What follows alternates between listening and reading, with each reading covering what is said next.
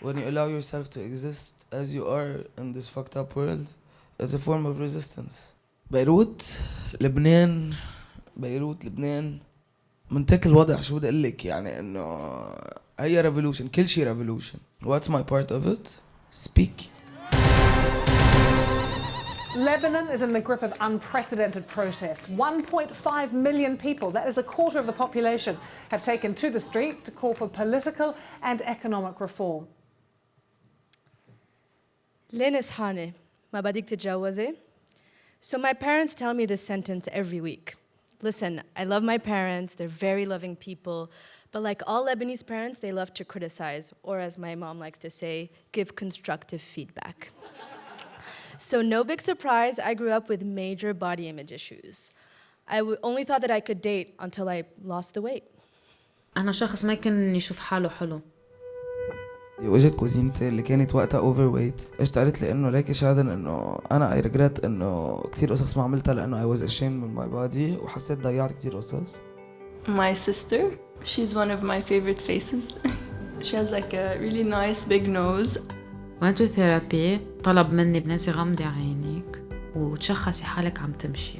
شو عم بتشوفي؟ أول مرة شفت حالي بس من ورا، بس ظهري. أمي كان ضلت تقلها إنه بليز اعملي من خارك وزبطيه و it's not feminine enough. My best friend Nadja has been trying to get me over my insecurities. So she's giving me a measurable goal to achieve over a specific period of time, or for you marketing heads, a KPI. 2 dates a month. So I'm going to go through quickly the first month of this endeavor. So date number 1, Hussein.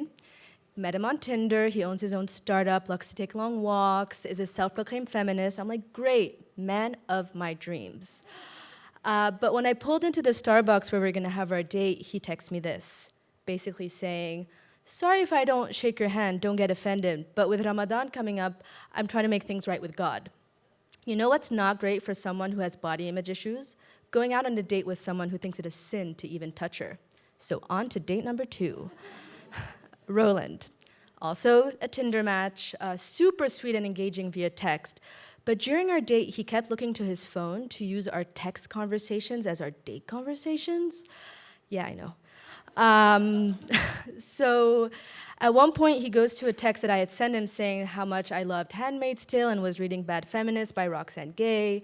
And his very sexy response to that was, don't tell me you're one of those feminists. The date was over. Listen, my experience is pretty universal, but what I've come to realize is that there's a rule book on how to be a good Lebanese woman. This is how you need to act, this is how you need to think, and this is how you need to look, because the patriarchy owns our bodies. Imagine, up until 2017, if a woman got raped, her rapist could just marry her to get off scot-free.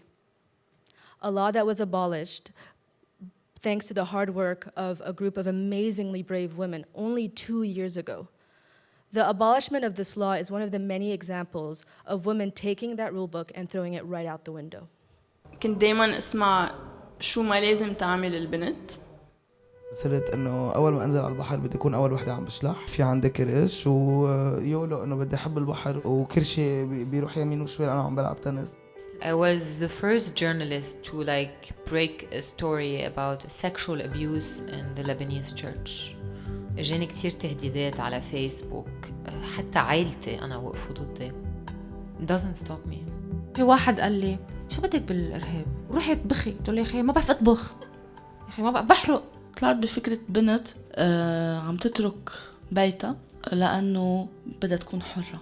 So I moved out of my parents' house and it was a huge problem. كنت ضلني اسمع من اهلي انه شو رح يقولوا العالم، شو بدنا نقول لعائلتي، بس I did it anyway. انه ايه بدنا نشيل الكرش يعني، بس انه اوكي بدنا نغير البلد as well. So while all this was happening, I went to a coffee shop with my friend Afeef Nessouli, who's a Lebanese American journalist, to kind of like update each other on our lives. And he was telling me about this story he was working on about 2 sister social workers who were going into Lebanese prisons.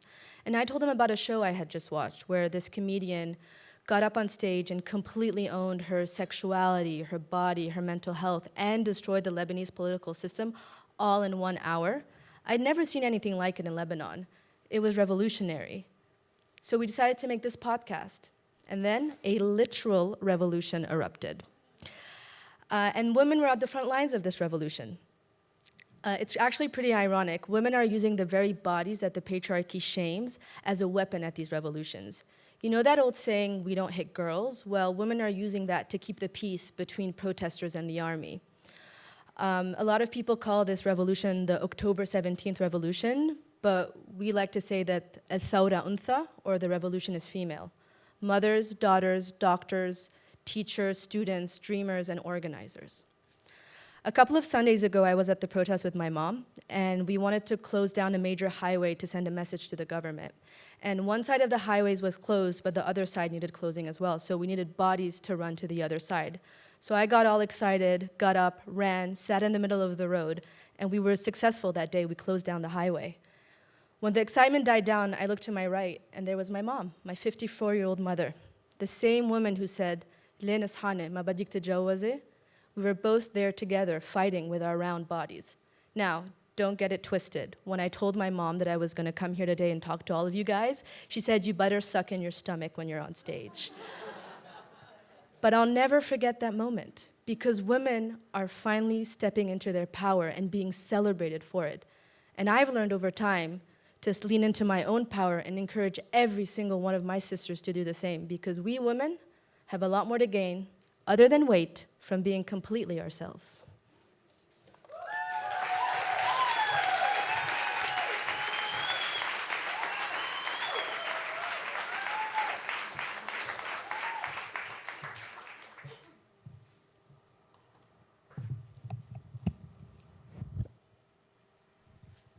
So I took this footage just a few days ago, about a week ago now. It's pretty horrifying. But as you see, women were really at the front end using their bodies to keep things peaceful. It was incredible to watch. My name is Afeef Nessouli. I'm a journalist. I've spent the last few weeks, months, documenting the revolution in Beirut. I'm Muslim. I'm Lebanese. I'm also a Southern boy from Georgia who did things like play soccer. It's just that when I would play soccer, my Arab dad would run up and down the field with his pipe in his mouth, smoking, but also screaming, "Yalla ya habibi, shoot!" He wasn't the only big personality in my household. I had powerful women in my life when I was growing up too. But when I was 23, my mom got sick.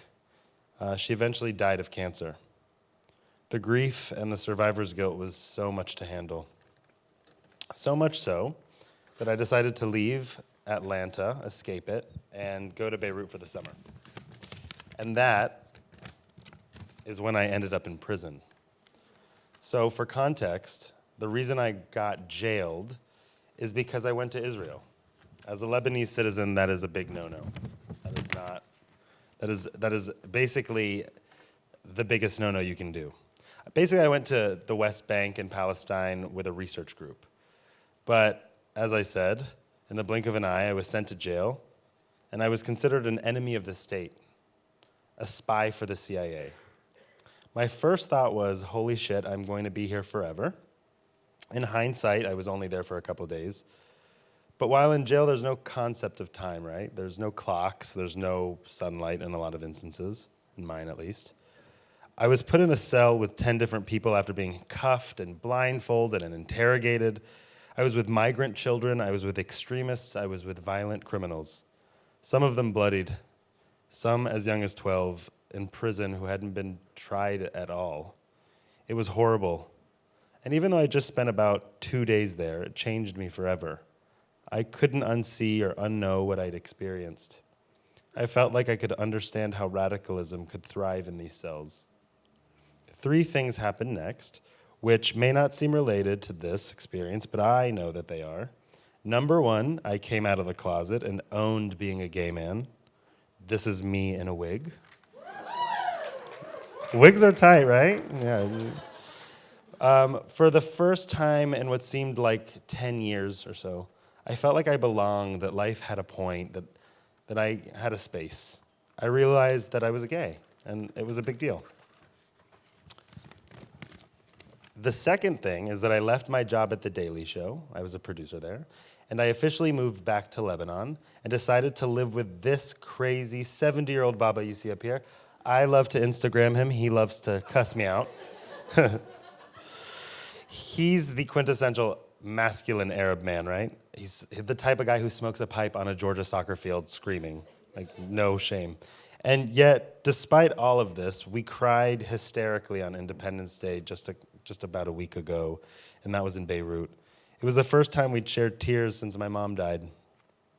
The third thing that happened is that I feel like I became a journalist, a real journalist, one that was focusing on stories about revolutionary changes in Lebanon. As I delved deeper into reporting on these changes in Lebanon, I began to feel changes in my own personal life, right? I began to understand how my culture and my queerness could interact. I searched for the gay stories in Lebanon, and I uncovered a hidden community of drag queens, and they were fierce. They were boldly putting on elaborate runways and lip syncs. They were voguing, and it was inherently political, right? What they were doing was incredibly inconsistent with Lebanese mores. Inside the venues, which were completely protected by bodyguards and hidden away at secret locations, it kind of felt like New York City. People were partying, they were holding hands, they felt free. But just outside the venue, we couldn't even hold our dates' hands. Ladies and gentlemen, and all those in between, welcome to the Beirut Grand Ball. كان في شباب تحت البناية وكتير هول اللي بيتجمعوا بعد ما يسكروا المحلات اللي بيشربوا بيرة بيقعدوا على السيارة هيك. فكنت جاي من شو نزلت وحافية مع الفول اوتفيت وحاملة الهيلز بإيدي ومرقت من حدهم قام هيك انه صاروا يتطلعوا انه بدهم يعرفوا شاب او بنت شو هيدا الشي. قام انا مكايف فيهم لانه كان كتير نظراتهم مزعجين. شلت الويج ومسكتها بإيدي وبقيت ماشي. ايفنتس مثل هول اللي بنعملهم هون هن الايفنتس اللي كلنا عم بيكونوا بالعالم العربي. We are making history. So my queerness for me was a superpower that got me out of my darkness. My mom's death, prison, I needed clarity bad. And my queerness kind of gave me a piece of myself back. But what really struck me when I was in these sort of parties and in this community of activism is that these Arab drag queens were using their queerness to spark revolution. They were not wallowing in self-pity or victimhood or fear, and it was inspiring. Soon, Rhea and I realized that the femme characters of our country were many in number and diverse in story. Each deserved a stage to sing from. The revolution, to feel safety, starts on the inside of a human being. Now the femme activists we'd been covering for a year have become, before our very ears, literal revolutionaries in themselves. The October 17th revolution in Lebanon has become a forum for all of us to scream. Like we've said, we're not here to cover it in a newsy sort of way, but our podcast is about covering untold stories so we can fight for the prosperity of all of us, no matter who we are. It happens that this revolution has empowered a lot of us to finally use the voice and power we've got. So, using this stage right here is how we're going to do it.